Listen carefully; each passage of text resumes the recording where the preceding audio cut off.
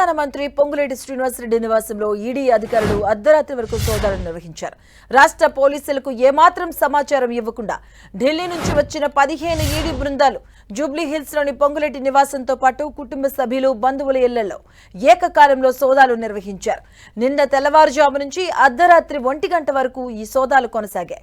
ఇక సిఆర్పీఎఫ్ బలగాల భద్రత నడుమ ఈడీ బృందాలు తనిఖీలు నిర్వహించాయి. పొంగులేటి కుమారుడు హర్షరెడ్డికి సంబంధించినటువంటి రాఘవ గ్రూప్ ఆఫ్ కంపెనీస్ కార్యాలయాల్లో ఈడీ అధికారులు సోదాలు చేశారు. రాఘవ గ్రూప్ ఆఫ్ కంపెనీతో పాటు పొంగులేటి కుటుంబ సభ్యులకు చెందిన సంస్థల ఆర్థిక లావాదేవీలపైన కూడా ఆరా తీశారు. ఇక హర్షరెడ్డి ఆడిటర్ నుంచి ఈడీ అధికారులు వివరాలు సేకరించారు. మంత్రి పొంగులేటి శ్రీనివాసరెడ్డికి చెందినటువంటి ఫామ్ హౌస్ లో కూడా ఈడీ అధికారులు సోదాలు చేశారు. ఇక సైబరాబాద్ పోలీసులు ఫామ్ హౌస్ వద్ద గట్టి బందోబస్తు ఏర్పాటు చేశారు.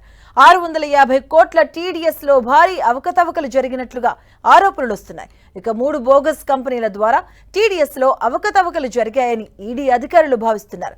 ఈ మేరకు సోదాలు నిర్వహించి పలు కీలక పత్రాలు, డిజిటల్ ఆధారాలు, పెద్ద మొత్తంలో లెక్కల్లో చూపని నగదును స్వాధీనం చేసుకున్నట్లు సమాచారం.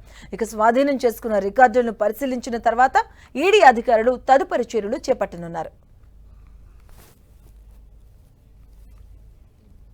ఇదే అంశానికి సంబంధించిన పూర్తి అప్డేట్స్ మా ప్రతినిధి సునీల్ అందిస్తారు. సునీల్,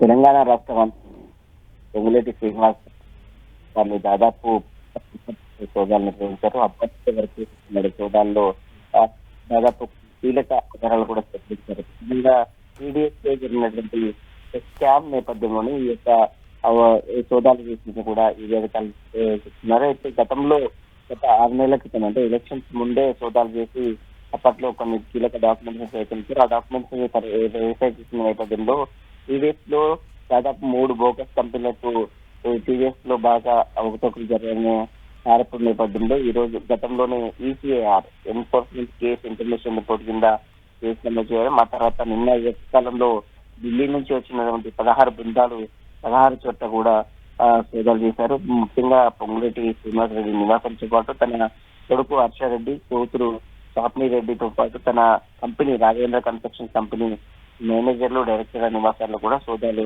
చేశారు. ఈ సోదాలు మొత్తం కూడా దాదాపు అర్ధరాత్రి వరకు, నిన్న రాత్రి 1 గంట వరకు సోదాలన్నీ కంప్లీట్ అయిన తర్వాత కొంత కీలక డాక్యుమెంట్స్ తో పాటు కొన్న భారీ నగదు కూడా పోలీసులు స్వాధీనం చేసుకున్నట్లు కూడా సమాచారం తెలుస్తుంది.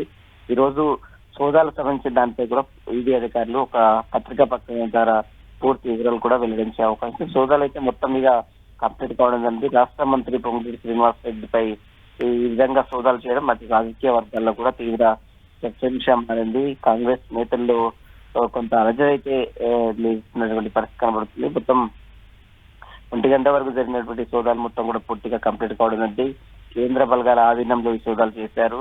అయితే ఢిల్లీ నుంచి వచ్చినటువంటి ప్రత్యేక బృందాలే 16 ప్రత్యేక బృందాలు సోదాలు చేసినట్టు కూడా తెలుస్తుంది. కాబట్టి మొత్తం ఇప్పుడు స్వాధీనం చేసుకున్న డాక్యుమెంట్స్ మొత్తం కూడా పూర్తిగా పరిశీలించిన తర్వాత పొంగులేటి శ్రీనివాసరెడ్డి అతని కంపెనీ కావచ్చు, అతని కుమారుడు కంపెనీలకు వాటాదారులు ఉన్నారు కాబట్టి వాటికి కూడా నోటీసులు ఇచ్చి మళ్ళీ ఈ విచారించే అవకాశం ఉంది. Madhu, thank you Sunil.